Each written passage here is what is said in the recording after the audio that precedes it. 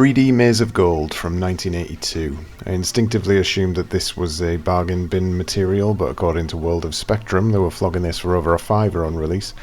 It's a claustrophobia simulator that tasks you with walking sluggishly around corridors, picking up gold and finding the exit because walking makes you lose money. Either that or the exchange rate on gold is rapidly declining. Anyway, that's it. That's the game. This was clearly sold on the premise of being 3D, and the game loop was thought of afterwards. I'm bored of looking at it. Avoid. Next.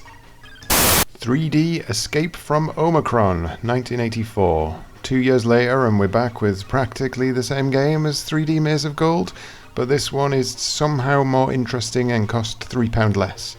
It's another corridor walking simulator, but one that provides you with a map and something a bit meatier to chew with your mind. You wander the maze, try to pinpoint your location, which isn't displayed on the map, and then try to work out where you are and how to get to the exit. It's okay. It's a 3D space puzzle with a shoehorned story about nefarious, maze-loving, immortal aliens. What's not to like? Oh.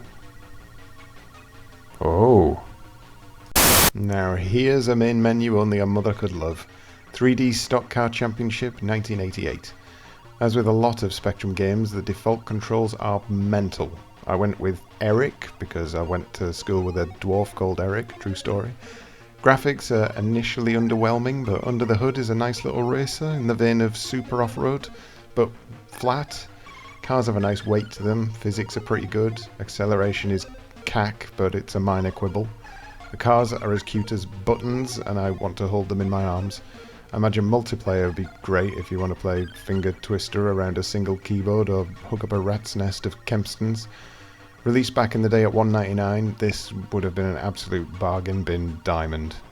3D Snooker 1990.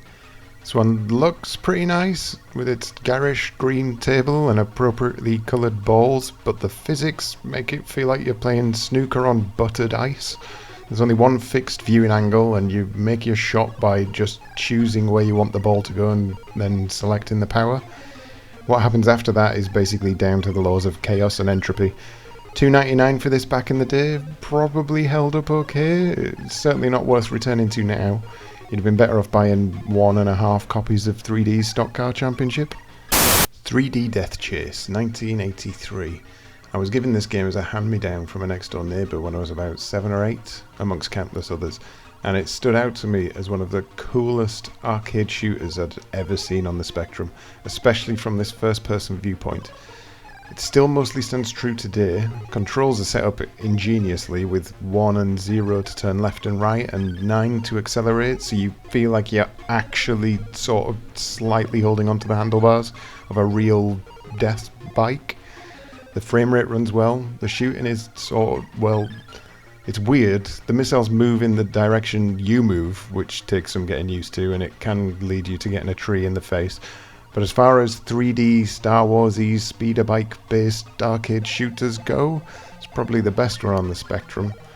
At £6.95 on release, it's maybe a bit pricey, but it does what it does well, and that's a plus over some of this shit.